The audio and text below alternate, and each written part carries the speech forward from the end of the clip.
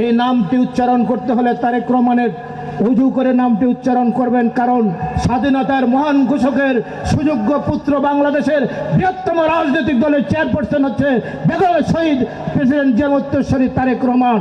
তার নামটি উচ্চারণ করতে হলে উজু করে করবেন।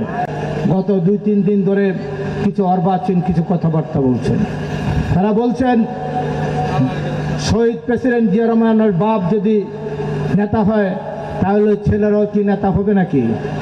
আমি সুস্পষ্টভাবে বলতে চাই সে অর্বাচীন নাবালক বাচ্চাদের ব্যাপারে তারা অত্যন্ত ঘৃণিতভাবে এই নামটি উচ্চারণ করতে হলে তারেক রহমানের উজু করে নামটি উচ্চারণ করবেন, কারণ স্বাধীনতার মহান ঘোষকের সুযোগ্য পুত্র বাংলাদেশের বৃহত্তম রাজনৈতিক দলের চেয়ারপারসন হচ্ছে বেগম শহীদ প্রেসিডেন্ট জিয়াউর উত্তরসূরি তারেক রহমান।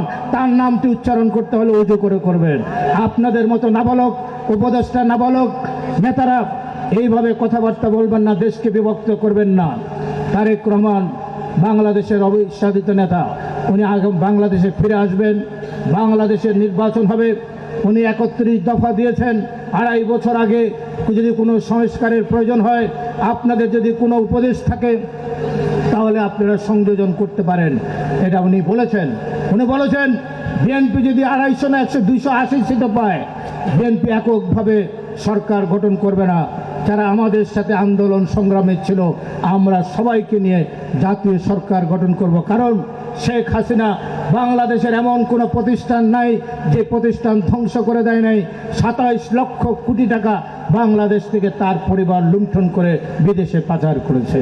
এই টাকা ফেরত আনতে হলে আমাদেরকে একটি ঐতিহাসিকভাবে একটি জাতীয় সরকার গঠন করে, সৎ মানুষের সরকার গঠন করে আমাদের দেশ পরিচালিত করতে হবে। যেমনিভাবে শহীদ প্রেসিডেন্ট জিয়া রহমান তলাবিহীন ঝুলি থেকে বাংলাদেশকে একটি সমৃদ্ধশালী বাংলাদেশে পরিণত করেছিলেন, একটি দুর্ভিক্ষের দেশ থেকে একটি বাংলাদেশকে আন্তর্জাতিক পর্যায়ে একটি আত্মমর্যাদাশীল জাতিতে পরিণত করেছিলেন শহীদ প্রেসিডেন্ট জিয়া রহমান এবং বেগম খালেদা জিয়া। একটি কাজ করেছেন, সেটি হলো মেয়েদের শিক্ষার ক্ষেত্রে। শেখ হাসিনা আমি শুনেছি পার্লামেন্টে দাঁড়িয়ে বলেন ওনার বাবার নাকি স্বপ্ন ছিল মেয়েদের বিনা বেতনে পড়ালেখা করার, উপবৃত্তি দেওয়ার, বিনা বেতনে বই দেওয়ার। এটি হাস্যকর ব্যাপার। এটি করেছেন বেগম খালেদা জিয়া। মেয়েদের বিনা বেতনে পড়ালেখার ব্যবস্থা করেছেন, ইন্টারমিডিয়েট পর্যন্ত উপবৃত্তির ব্যবস্থা করেছেন, বিনা বেতনে বই দেওয়ার ব্যবস্থা করেছেন। এবং আজকে বাংলাদেশের গ্রাম অঞ্চলে যে শুনশান নিরাপত্তা, যে সব যে সংস্কৃতির পরিবর্তন হয়েছে, বিবর্তন হয়েছে, এই বিবর্তনের মালিক হলেন বেগম খালেদা জিয়া। আপনারা মায়েরা যেখানে আছেন, আমাদের বয়সী যারা আছেন, দেখেছেন ছোটোবেলায় গ্রামে শাশুড়ি ননদ বউ যে ঝগড়াঝাটি গ্রামের এই বাড়ি থেকে ওই বাড়ি পর্যন্ত শোনা যেত। বেগম খালেদা জিয়ার এই যে শিক্ষানীতির কারণে আজকে গ্রামে মেয়েদের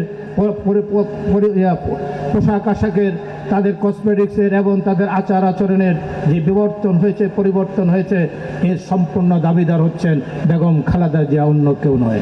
তাই আমি বলতে চাই, আমি একদিন বেগম খালেদা জিয়াকে জিজ্ঞাসা করলাম, উনি প্রধানমন্ত্রী সন্ধ্যাকালীন সুগন্ধা উনি বসেছেন, আমি তখন একজন তরুণ সংসদ সদস্য 91 সালে।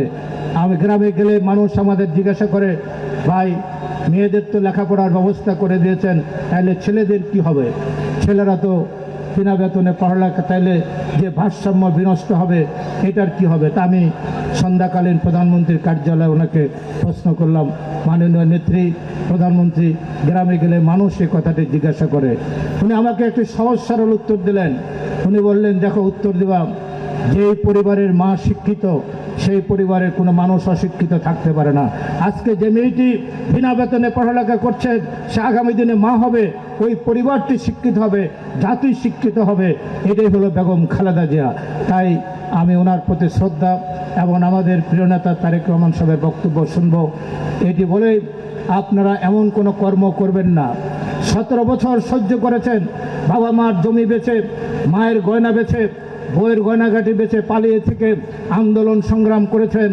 এই হঠাৎ করে আমাদের কিছু লোকের মধ্যে যেন হঠাৎ করে কিছু হওয়ার, কিছু ধন দৌলত হওয়ার একটি অপচেষ্টায় তারা লিপ্ত হয়েছেন, সেটি অন্য রাজনৈতিক দল পুঁজি করার চেষ্টা করছেন।